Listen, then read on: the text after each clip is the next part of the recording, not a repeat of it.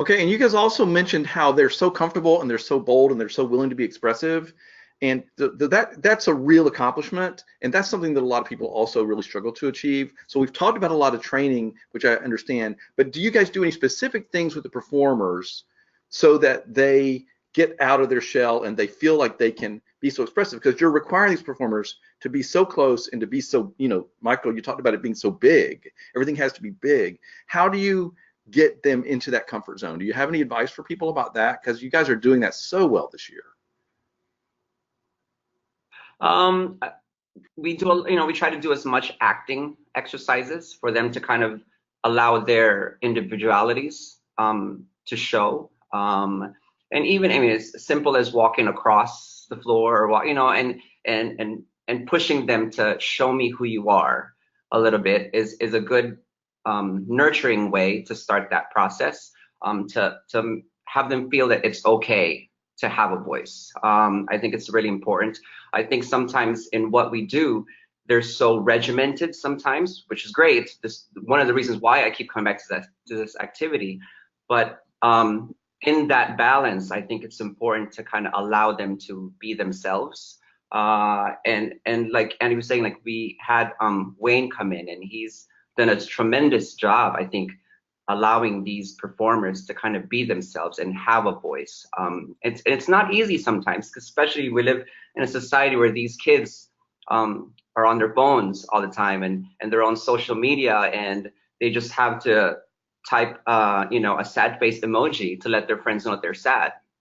And so those are the things that we talk about early on, that you have a responsibility as an artist, as a performer, to communicate and to be able to kind of say something through your bodies, through your face, and that I think is becoming a harder challenge these days, especially for these kids coming up because of the society they live in. And so, yeah, we had to really nurture their individualities and walk them through that, and to let each other kind of nurture each other, so that when it's time to perform, it wasn't like, oh, that person's doing this. You know what I'm saying? Like nothing was funny. Everything was, hey, this is who I am. This is what I have to say. And what they have to say is important.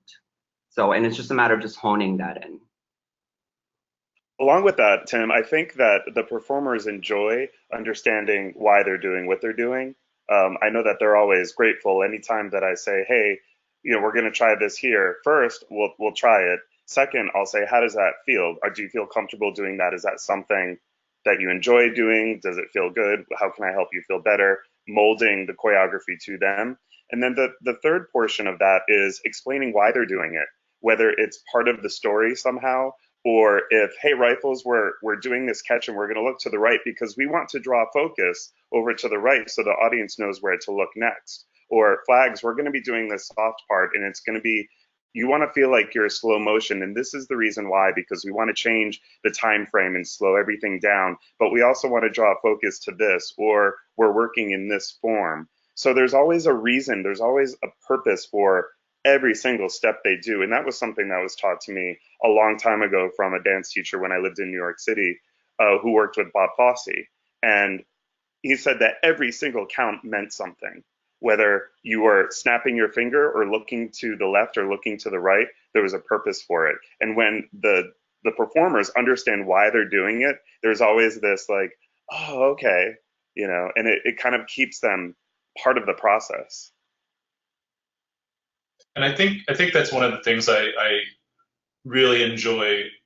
Why I enjoy working with Andy too is because every single detail has to have a meaning, has to have a purpose, has to relate to the whole in some way, as opposed to let's just fill in this 8 counts of rifle work.